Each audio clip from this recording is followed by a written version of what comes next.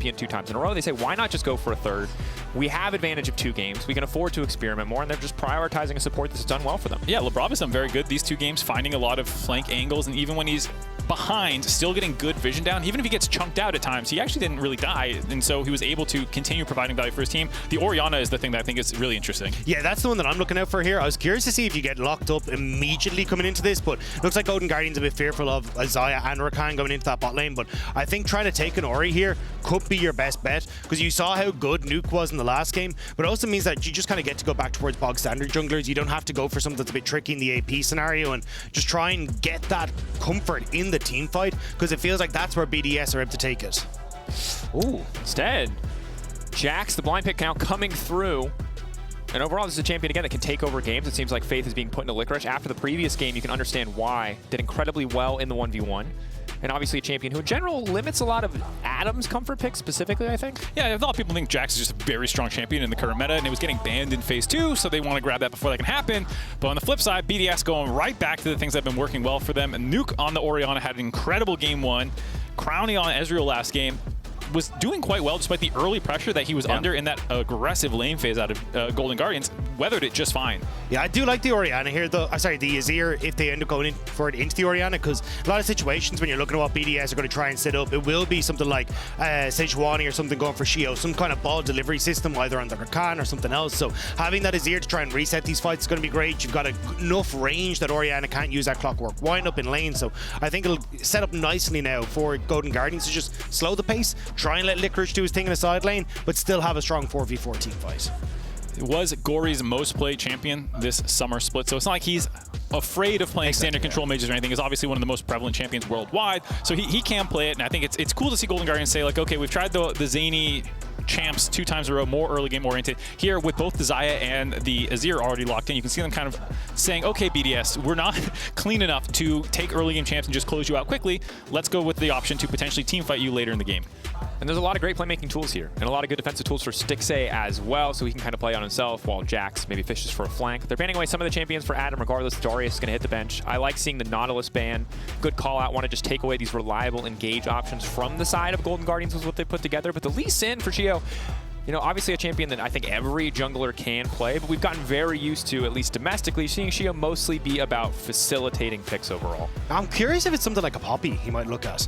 Like, I still think, like, you come to objective setup, Poppy's very, very strong. She's still quite strong in the meta at the moment, and if you do end up giving it in towards a jungle, you got answers for. Azir if he's trying to dash away, Jax if he's trying to get in on top of your carry, so might be an option here, but I think you kind of want something that's a bit more engage focused than Rakan. You kind of want Rakan as your secondary engage, and when we look at BDS, it's been Sheo who provides that initial engage.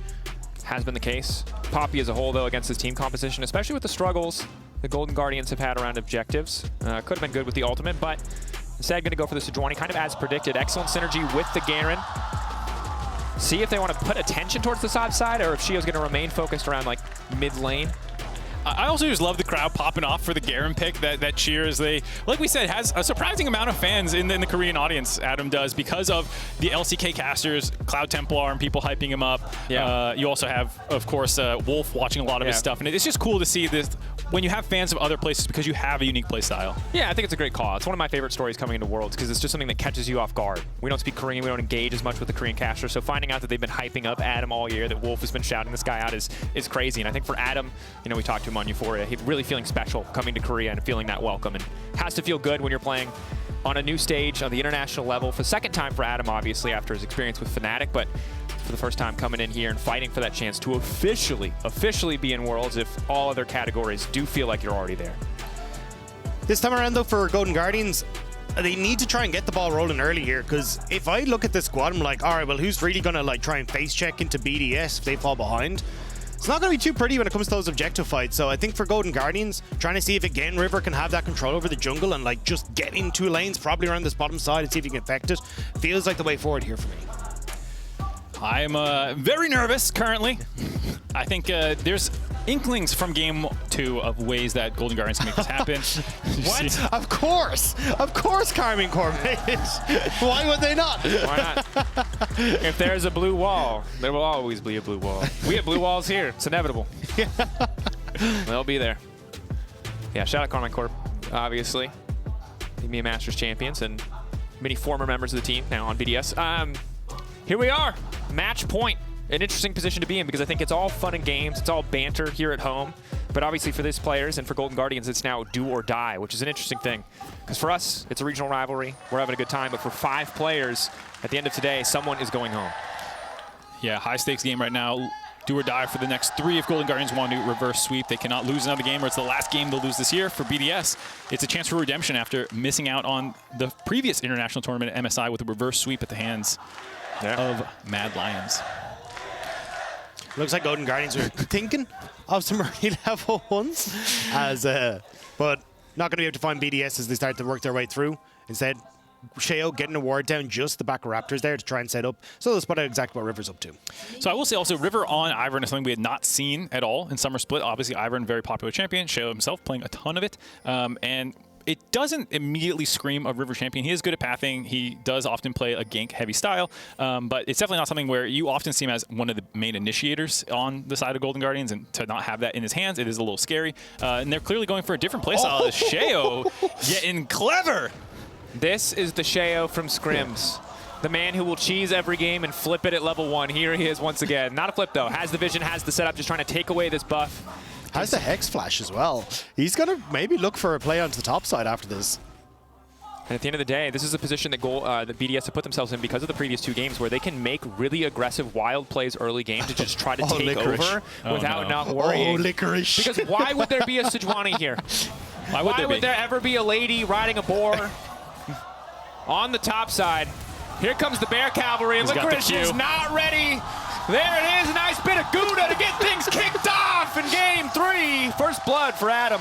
And this is what we were talking about. BDS is so unpredictable. You can say, oh, we know they cheese level 1s all the time, but you don't know how they're going to do it or when. And that flash over the wall by Sheo on this elimination match, immediately jump-starting BDS in this game is absolutely massive, especially onto Licorice, who was, I think, the shining point in some sense in Game 2, getting some of those solo kills, those 1v2 plays. Obviously, there was a lot of invades by River, but just immediately hopping on this Jax and putting him behind is massive. Also the fact in bot lane, Huhi taking a lot of damage. He's still level 1. I think they would have liked to try and answer for this with River, but Huhi, he's not really in a position to try and set things up here. So kind of your opportunities for Golden Guardians to respond on the opposite side of the map falling apart. Yeah, instead you can see River going for the invade right now, trying to smite away one of these camps. Does have a charge, so can grab the potential red buff here, but I think for Sheo, you're very happy to just go vertical jungle and continue to maybe make Jax's life a problem. Yep, Jax though, Licorice taking the time, taking the lane priority that he does have for himself to wander in and place a ward. The good news for Licorice is that because he has TP, he's able to return to lane. Adam with the Ignite doesn't get to reset and spend his gold. So it's mostly an experience difference that we see for now. We'll see how much easier the lane is for Adam once he can spend that first blood money. And Gori also able to get pressure. But Nuke once again, getting aggressive here in the mid lane. Gori playing on the edge, as kind of has been expected at this point in the series. Yeah, really awkward. He wanted to get that wave in, but couldn't quite do it. Now he's going to have to teleport back. And it's a little annoying that you don't get the push back by getting the wave into the turret. Here you see this kill. And like you said, you get the teleport, so you don't fall that far behind immediately in Golden experience necessarily. But the bigger problem is at 6, when the Ignite comes back up, because it's a shorter cooldown, you still will not have your flash available. Adam has his, and that's just like a repeat gank waiting to happen to get 2 kills on the Jax. Pre, 8 minutes is going to be huge if BDS can pull that one off. Yeah, it's very tricky as well, because you talked about splitting the map and it looks like everything's kind of just going to reset, but you can't, Licorice just cannot be left alone around level 6. He's going to lose all control of the top side, at least on paper. See what he can do and see if River wants to put some attention up there. First resets now coming in, Ezreal getting a tier as expected. Maybe this is where Stixxay and Huhi can feel a bit more comfortable in the lane, as Ezreal after first back notoriously pretty weak. Yeah, I think that's where you kind of try and put your focus here as River. Dragon is going to be up, so maybe if you can try and get onto this bottom side off of the resets that are coming through from Stixxay and Huhi to make something happen. But Labrov is now mid. 3-man pincer attack. Gori, throws up Sand Soldier, needs to dash out. He's just going to be forced to flash away, but overall successful gank for BDS, not able to find the kill, but do get the flash. And the avenues of attack for Sheo are limitless. I mean, he's got a top laner without flash, he's got a mid laner without flash that he can look to capitalize on. Labrov's still sticking around here. Ball attached. He's just buying time. It's just taking some of River's. But right now, the early game absolutely in control in favor of BDS. Again, it's the vision control on bot side as well. They'll spot out IVern as they come through, which is why Sheo is moving up here. Knew that he entered into that bottom side jungle, so they want to try and go for a play off this. Adam, don't think he'll quite hit 6 off this wave. Yeah, it needs, I think, one more creep before he does. Also has a good chunk of gold waiting in his back pocket right now. He's got 2K on him, or sorry, 1.5K on him, 2K total. So can go back and get some items, and it looks like he's just going to opt for a clean reset here. Needs to be careful about that. We'll go for boots too, as well as an extra longsword. You can breathe a sigh of relief a little bit for Licorice and Golden Guardians fans, the fact that this timing window will happen when your flash should come back up. You're still going to have to be worried because it is a lot of damage that the Garen can do, as we saw in the previous game, but at least the summoner disadvantage should be equalized out here. This is what I want to see from Golden Guardians, though. Look at where River is at the moment. Huhi coming in on the backside, and the Wave's in a horrible position. This could be a great play for them. Q, healing coming in. That's 1 E used up. River not going to commit. Crownie, of course, still has the Arcane Shift, still another Battle Dance stack available. Very difficult lane to lock down, the Rakan and Ezreal. And I gotta say, BDS are playing this very well. You know that there's a lot of folks on the top side. River does not really want to go up there and try and fight that 2v2 right now. And so the side for Labrov and Crownie playing very respectful. They always have a ward in that brush, and they've done a good job of being able to avoid Huhi or River when they want to come in. I think it's also the fact that Huhi ended up like missing out on so much CS in the early stages because he got poked out. He's still only level 3 versus the level 4 and level 5 of the Ezreal as well. So I think it's been a bit of a disaster on the bottom side, which means you just don't have as much control as you would like, especially since like early stage Leona is when she wins this matchup. And when you get to the later portion of the game, the amount of input that Rakan can have with his ultimate means that in team fights he can be so disruptive comparatively to the Leona. It's definitely one of those matchups as well that feels like it's gone further away, as we see Adam doing his dirty farming, cleared the wave topside, moves into the jungle to start stealing away the primed camps by River, who's not going to be able to get this one. And if Gori wasn't back in base, I'm sure he'd be hovering around for a potential dive maybe. Just doing Adam things. Certainly is. Building a little bit of a gold lead here. Good news is Licorice is still farming. He's got the flashback, as you've said, and obviously we get later into the game, the Jack's going to be a big threat. Maybe can't get something done there. And I mean, it's a struggle right now for Golden Guardians. Have more tools. Their composition not nearly as reliant, although as you highlighted, the Leona definitely tough against the Rakan. Feels like you're always the one reacting once you're outside of lane, which removes so much of the agency of the pick. BDS just going to set their sights on the Drake. Take the easy, clean objective. Slow, steady, very reminiscent of game 1, minus the mistakes around the mid lane. And while Golden Guardians do have much better scaling this time around, it's not full panic mode, quite like game 1 when you have this draft or this start for BDS. It is still concerning because BDS are no slouches in the scaling department either. They still have great front to back. Adam is the kind of weird Garen pick, but as you saw in the previous game, it still scales just fine if you can be intelligent about how you pilot it, and Adam is definitely an expert. I think it's also when I look at Golden Guardians, I kind of like their opposition coming from one direction, right? Flash in, E, he's going to ult him. The Ignite, will it be enough? Trying to block the auto attacks. The stun coming out. Licorice ticking, burning, falling away, but the health pot keeping him alive. TP probably going to have to use to return to lane here, but Adam not able to quite find the all-in. I think surviving that is big for Licorice, though, because as you say, he TP's back in, so it's essentially summoner for summoner, and you got the flash out of Adam, so now he'll get to pick up that farm, and he's actually going to be in a relatively okay spot. And now there's a position where River, with the Licorice having his flash, maybe they can actually make a play onto this top side as long as they avoid Sheo. Yeah, that was. I was just rewatching the replay there. I was wondering if Adam could have done anything differently, get an extra squeak of damage in there. Jax had the E up during a lot of Adam's E, and you do take reduced AoE damage during that time period, which maybe was just enough for Licorice to stay alive. Then he got the stun jump off after the ultimate came through, got to save his flash as well. So that is a lot of pressure relieved in the top side, while Licorice is now not going to have to worry about the ultimate, not going to worry about the Ignite combo for a couple minutes, and that's why they can actually take away this Rift Herald. Oh, Gori. Or maybe not. Stun coming in, but there's not really any follow-up damage quite yet. Huhi on the way in. Sheo in no man's land. Nice sidestep on the Zenith bit. The flash over the Q. Rakan now looking for the engage. Gori now could be in trouble, but the ball attached to the wrong target. Gori walking out for now. Disruptive. At the end of the day, Herald comes through. Yeah, I mean, nice job from Golden Guardians, right? You got Huhi's out to roam up. Sheo was trying to be a nuisance, but you had no push in mid, and no push over at the top side either. So you end up being a little bit late to the party. So although Gori was in a bit of a weird spot, there was just no follow-up from Nuke because he was under his own tower. So Golden Guardians, they get the Rift Herald, and again, it comes back to Adam not getting the kill, Licorice able to TP back into lane, and it's a Golden Guardians advantage off the back of it. It was a big clencher, though. I mean, we are not joking around anymore with all the EU, NA rivalry stuff here as do or die, and that was one of those fights we've seen a couple times now where Golden Guardians gets the objective first, they started, but then Sheo had really good smites in game 2, had stolen or finished off a lot of objectives, as well as punished Golden Guardians on the way out. Silence, ulti coming in. Licorice responding with an ulti of his own. Now trying to just run. Rakan on the way up, though. He's getting pinched. Between a Born of a Sty and the knockup now coming through. Licorice holding on for now. Azir on the way in. I think he can make it out. Gori, is he willing to burn anything? No. Locked up, and finally he will fall. Flail, the Northern Winds Gonna find that one. BDS secure the kill. Yeah, Gori, no ultimate there. I think if he had it, he would have walked in and just pushed those two guys off, but didn't have it. During that time period, it allows both teams to start pushing in the opposite side lanes.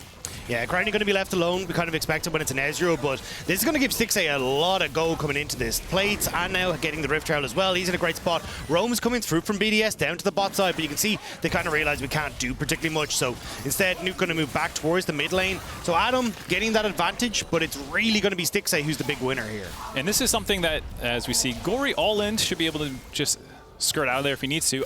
During the regular season for Golden Guardians, a number of times there were some shenanigans up on the top side of the map, and Stixxay ended up quite farmed and could carry a lot of those games. It didn't work well in playoffs, and I think people saw internationally at MSI, Stixxay was a bit of a weak point for them. And so there is a concern sometimes about his laning phase and sometimes some decision making in the mid game, but come straight to back team fight, he's actually usually quite good in at least North America. And so this is not necessarily the ideal start, but at only a 600 gold deficit and you're Xayah, one of the best late game team fight carries right now, getting a lot of farm, you're feeling decent. Yeah, I think that is the thing though for Golden Guardians is I don't feel like BDS are going to be coming from one direction. It's going to be a front-to-back team fight. It's much more going to be a case of, okay, can we try and... Oh, Sheo actually got him. Going forward, caught out here immediately, damage fallout. Gori now going to go for the pushback. Can they try to find one in return? No, Sheo tanking the tower will deny the play for now. River, how much longer does he want to push with this? BDS, overall, relatively clean dive. Nice effort from Gori to turn it back with a Shurima shuffle. But the Sejuani tanking the whole time is healthy enough to just walk away. Yeah, no other support there from the rest of Golden Guardians either. Being able to overload him in the man fight. Gets that kill down, and now the pressure just keeps coming on the side lanes. Adam almost finishing off this turret before 14 minutes. And if you can try and get, well, top lane turret down, get some pressure on towards Dragon as well, again, it kind of becomes a question of how to go to Guardian set up for these team fights. At least with Stixxay having that early goal, should be able to push in a little bit on the spot side, has River to support, so maybe trying to make a play onto Crownie before this Dragon spawns, and with Crownie being as low as he is on mana, just may not be an opportunity for BDS to contest this early Dragon. Be important to try to slow down the dragon stacking of BDS, or to take it into your own control, certainly, as those objectives have been crucial. But again, just clean, slide in, lay down the ultimate, more than enough damage to finish it off. Downside for BDS, of course, is that Sheo grabs the kill instead of Nuke, but given that they walk away alive and healthy, it's not going to matter too much. No, that's some pure cope right there. Very happy to get that kill for BDS. Now 3-0 in kills, 1.5k gold up. Dragon stacking a little bit slower this game. It is up, and they're overloading on that side. They're trying to find someone poking around the river. Huhi cut out a little bit here, but they're not going to commit with the shockwave. Maybe we're hoping to catch out Gori. Sadly for Stixxay, though, Recalls doesn't quite have enough money to finish an item. So instead, walking back to lane relatively empty-handed and going up against the Trinity Force of an Ezreal is a bit frustrating for at least the 1v1. And that's why I think you missed your opportunity there. As Golden Guardians, you had pushed with Stixxay in bot lane. Crownie was still not in a position where he finished Triforce and very low on mana. I think that was your time to try and take the fight at Dragon, but now BDS, they get the resets in, they're coming back strong, and this will be second Dragon for them. And when you look at the map, it's not like you're really in a position to try and cross-map anything. You don't have control over mid. The Jax is pushed underneath his own tower at the moment, like, well, not, but like can't really step up against the Garen, so the opportunities for Golden Guardians to make an answer back just isn't there. Now, still waiting on mythic items. Makes sense to not contest that Dragon, but does mean that BDS is keeping their foot on the pedal here, accelerating themselves to potentially 3-0ing the North American 4th seed. Ooh, nice footwork from Stixxay. Good bit of a trade there, but ultimately BDS just playing for pressure here, and they are able to get the creep wave forward, force them to clear it out. No freeze opportunity there from the side of Golden Guardians. 2 Drakes stacked. It is a Cloud Rift. Ults are pretty important in this game overall. Movement speed as well is going to be nice to have, but probably happy not to see a Hextech or an Infernal. Yeah, I mean, Adam going to be able to take this top tower, no problems at all. I'm trying to see what... I'm like, basing my eyes this entire time are glued to River. Like, what is he going to try and do to shut this down? But it just feels like, yes, he's getting some vision there, but there's not really much that he can do. Gods. Whatever, God skin, guys, get it? Yeah, get it. Got it. Yeah. He's got a 12 or a 16 CS lead. I can do math. That's what River's up to. He's been a lot of time running around the bot side, but they just haven't had enough pressure in bot lane to set up dives. The vision control by BDS has been very good, so anytime he does show up there, they quickly back off, and all he can do is steal away some of Sheo's camps, and that's really not like what the IVern game plan necessarily is. Like, you're not going to accelerate yourself crazy fast and be like, sick, I got to my support items way faster. And guys, I got redemption. It's so good. It is really good, and it's really cheap, and that's sick, but also, like, we need damage, and our Jax is behind. Yeah, it's definitely a tricky path to navigate. Obviously, some of the defensive items can maybe mitigate some of the upfront burst of a character like Orianna, but she's already ahead. It's going to be a bit difficult. And here we are, 1,500 gold leads. There are no even top lane matchups in this series. You're only smashed or getting smashed. There is no in between. Feel that, brother? And BDS, of course, able to take this. There's not really an opportunity for the side of Golden Guardians to contest. Stixxay finally recalls and finishes the first item as well as grabs a crit cloak, but during that duration, they had already started the Herald on the side of BDS. Yeah, I think our biggest takeaway from this series is that BDS would have beaten BLG. I think that's really what my takeaway is. That's a bit of a cope there, and here comes the Garen spin, and goodbye to Gori. I appreciate Gori also giving the free escape. Burned his Flash Ignite on the kill, so scoops him out of there before the Licorice teleport can come through. Adam popping off, and like you said, BDS potentially the best team in the world. Yep. Thus far, you cannot tell me otherwise. This is the only series of international play we've seen on this patch. They are winning. Worlds, so I think they're favorites now for Worlds. that's possible. Yeah. Distinctly. I'm just gonna say I put them S tier in my tier list at the Same. start of I summer. put them S tier. Yeah, we put them S tier together. Which was a horrible choice. But it's paying off now, baby. Crownie in trouble, though. Feather pullback is going to hit the roof, but there's not a whole lot of follow-up. Labrov now trying to make it safely. Labrov! Stixxay able to finish the kill. Clean there from Golden Guardians. What else can they get done with the pressure? Almost able to make it out. Yeah, during that time, though, BDS had dropped the Rift Herald on the top side, getting Nuke a ton of gold there, finishing that one off. And so it's nice that Golden Guardians could find an area on the map that they could make a play. They get that one kill. They'll have the push as well. But is that going to be enough? I think it's actually interesting to see kind of the adaptation from BDS, which is like how heavily they are playing around Nuke. But, Nuke. It's an okay TP in the end. Maybe he can stall the wave and try to clear it. The pullback, not going to connect. Stixxay. Feathers laid down, but they're holding on to that mid lane tower. They will not let GG just bully it down. That was a bit of a touch and go for both teams there. Nuke teleporting in, not realizing that Licorice was behind him, but then Licorice grabbed turret aggro and didn't walk quite far enough forward to avoid taking all those turret shots, which forced his flash as well. And at the tail end of that, there's a lot of sums down. yeah, I know BDS in a position where they can start to push up again. You got Dragon in a minute 20, so with these resets, I imagine they're going to send Adam back up to that top side to push out. They'll get the Orianna to bot lane, but this is the play that you were saying. Immediate flash forward. Adam is not afraid to use that. Gets the ult and gets out. I mean, even the swag points on the ollie out, like that was kind of sick. Man's playing Tony Hawk Pro Skater. He's just living his best life. Let's not talk about Bali more, guys. Look at this play. Look at this play. Nice little chain CC this combo. This is dicey for a moment, and credit to Labrov, really trying to get everything here to save Crownie and walk out with his life. Stixxay, of course, has the flash available. Sucks for him that he's forced to use it and later use his ultimate as well, but the ultimate cooldown not too long at this stage of the game. So they are going to grab that kill. A bit more money to the AD carry. Again, can be that reliable carry force for Golden Guardians as we get later in the game. But BDS taking steady control of the map. Haven't broken down mid lane yet, instead setting their sights on bottom lane. Licorice not in a position to walk up. Yeah, it does feel like Golden Guardians are not exactly sure where the enemy is. Gori had pushed in a wave topside and could be hitting the turret right now, but backed off in case there was maybe people up there, not realizing there was the Licorice side that had been overloaded with Dragon spawning soon maybe. I'm not quite sure because he has teleport available, so he could have been pushing this whole time. I mean, how would they know? They've zero vision on the map. Like, they've got one ward that's saying the red buff of BDS, but outside of that, there was a ward where Sheo is standing at the moment. That was on a ping, so they just don't know exactly what's happening on the map right now. And I mean, credit to BDS, they've taken control over the bot side jungle here, and GG just not in a position to really do anything about it. Yeah, willingly sacrificing top lane tower or trading top lane and bot lane tower so that they can get priority access to the Drake here. Of course, I sympathize with Gori. It's the Garen rule. It's the oldest rule in the game. If there's a Garen in the game and you don't see him, he's in every bush. What bush has the Garen? All of them, at all times. Yeah, to be fair, he backed off, made sure there was no one actually up there, played it safe, and then was able to finish off the turret. So yeah, exactly. Does work out still well for Golden Guardians, knowing that they don't actually want to fight this here. They're going to wait for the actual soul point, trying to grab a couple more items. I assume trying to get to 2 on Stixxay if they can get there in time. I mean, that is the big question at the moment, right? I think you've got...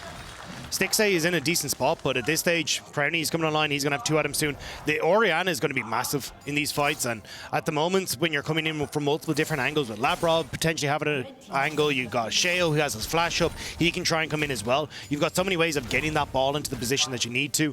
This is going to be so tough for Golden Guardians. Stixxay is going to have to be very fast on that trigger finger with the ultimate to try and avoid some of these plays. Yeah, I feel like it's so tough to fight straight front to back right now. You need Gori to get so much damage done before anyone gets into range. The shuffle maybe buys some time and a reset similar to the Xayah ultimate, but it's very tricky. Orianna Shockwave can just end a game.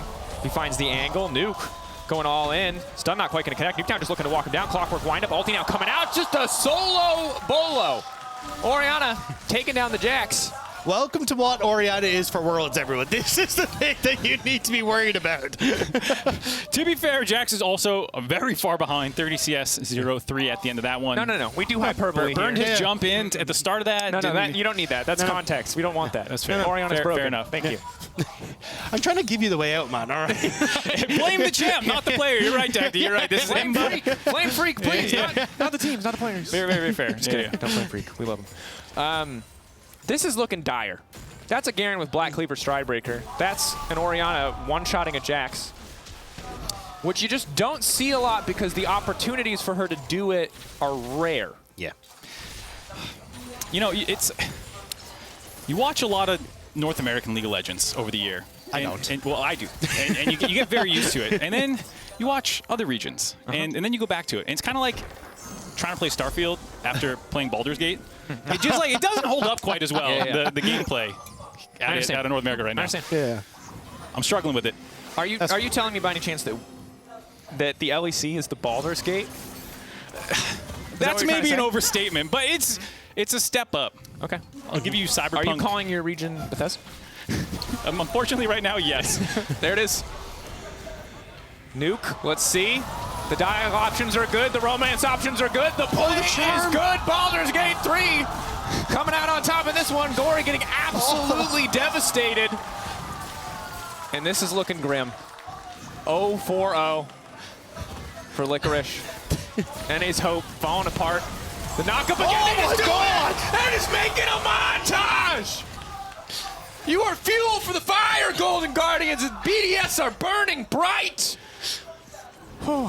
And it's an elimination game, and it's tough, and it's sad, but God bless you. I didn't realize this was the Dark Urge playthrough. Everything is dying. This entire day is the Dark Urge. Oh, BDS. So the Dark Urge on this cast. you could see Licorice wanting the revenge here after the previous failed attempt. Gets the stun, does the combo correctly this time, but BDS having the inside track, so even though the teleport comes through, there's extra men here. And then just the nice charm on Labrov to make sure Gori cannot actually get the proper combo off. They end up isolated.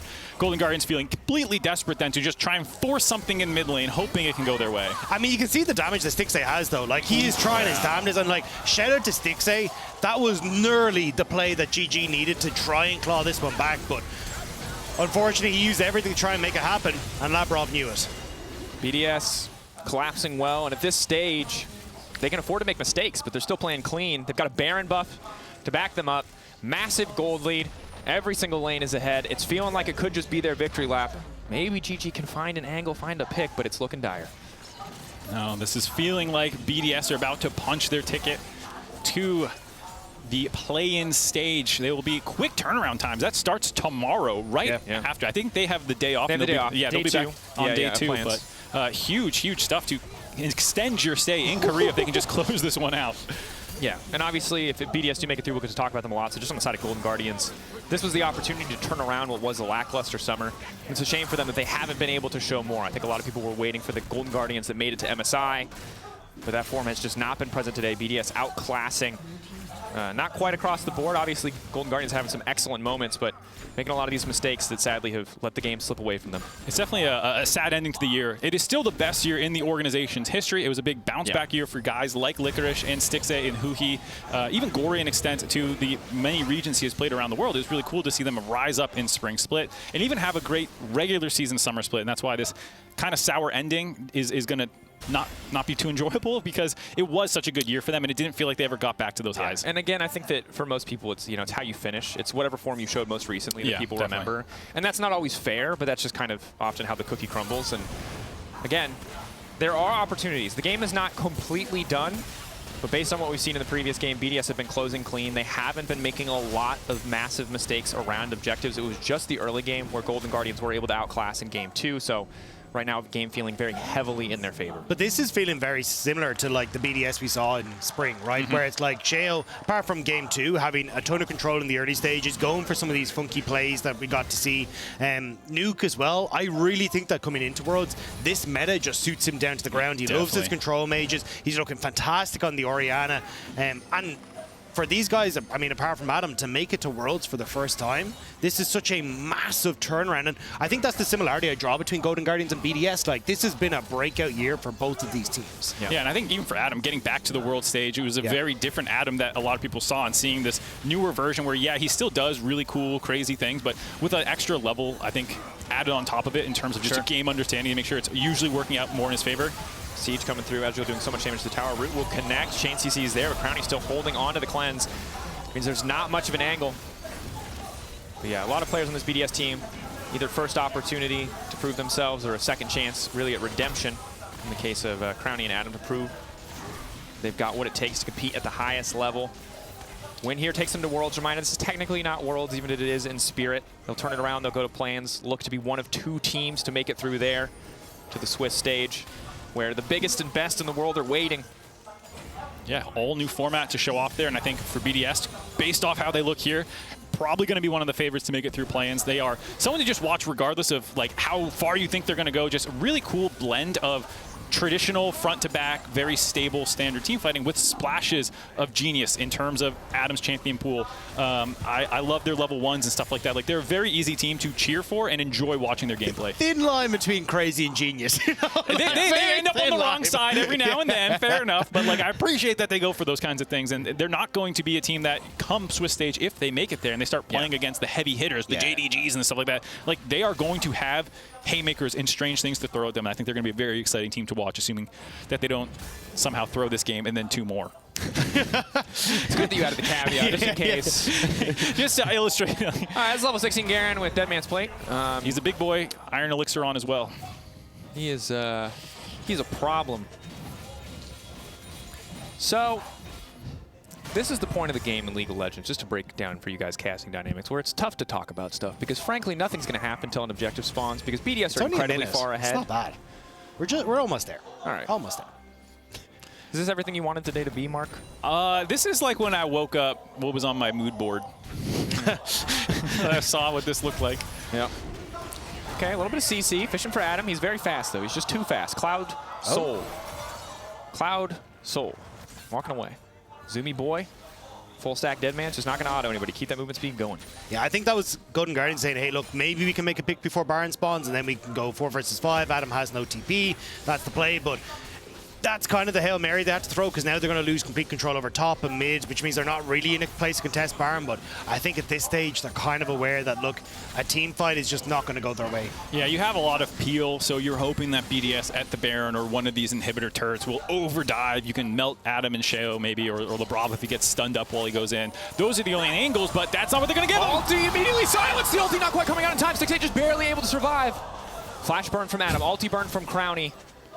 Close exchange there. All of Stixxay's sums down now, though, makes it essentially impossible to contest these objectives in a full 5v5. Yeah, that should buy them Baron. With Stixxay being the strongest member, no defensive tools available means that if he does walk forward, Sheo will have very easy targets. Same with Labrov, so Golden Guardian's probably just going to have to back off here and wait till at least the ultimate comes back up from Stixxay before they contest BDS again. But how do you even do that? All you've got is your inhibitor turrets left at the moment, and even bot lane inhibitors down. Baron buff going to be coming your direction as well. This is going to be a bit of a disaster now for GG, because trying to contest any sort of push is going to be a nightmare. No, this is tough. This is Helm's Deep minus Gandalf, Legolas. There's no riders coming over the mountain. There's actually just none of the major characters are left at this point. They're not here yet. So you're Golden Gondor calls for aid. Nothing's coming. They're trying to light the watchtowers and stuff, and the it's raining. Nothing comes the down. torch won't ignite. Like, there's just, it's tough. Yeah. Licorice. He wins this. Yeah, I think Adams just wants the wave. I respect you that Adams, like, I could try and fight him 1v1 and chase him down or whatever, but like realistically they're setting up for the push. They know that they are a couple minutes away from potentially closing this one out with the Baron buff on, break the bot inhibitor while Adam splits up on the top side. It's important to have that level of discipline, at least for a moment. The Ignite going down very likely means it's the Oh my God! Adams. Was that 50%? I stand corrected, he is looking for the 1v1. Adam finds it. Damn. All right. Oh, they're on a ward as well. All right. Okay. BDS. It was tight in game 2. It was back and forth, but game 1 and game 3 have been dominant from start to finish on the day. BDS feeling like the better team. 1 moment away. A few more autos, a few more towers, and a Nexus away from officially locking Worlds as the LEC's 4th seed. dominance. Europe waking up early, annoyed that they have to, but damn proud to get to watch this incredibly dominant performance. And now the BDS have finally broken into the base. They're taking their time. They're playing with their food. They're stacking up the kills. They're padding those stats. And right here in this moment, BDS have made it to the World Championship. Let's go! Kind of tough in those moments because you don't want to oversell it. No, They come had won on, that you guys game can 10 celebrate. minutes That was a ago. huge crushing win over North America's 4th seed. They dominated them 3-0. They secured their international performance finally this year, especially for a group like this. Like, it's very easy to be excited. Go for it. You earned it. No, I just meant that I was excited 10 minutes ago. We've just been waiting for that. That's why you mean. Oh, I see. Because we knew that win was coming. At the end of the day, Rob, how does it feel to be better? I came from the LPL, so I'm kind of used to this feeling. You know? Oh, I see. You win things? Did you miss this feeling at MSI? Did you miss this feeling at MSI? It feels good. Shout out to the boys on stage. Oh, Adam Sheo.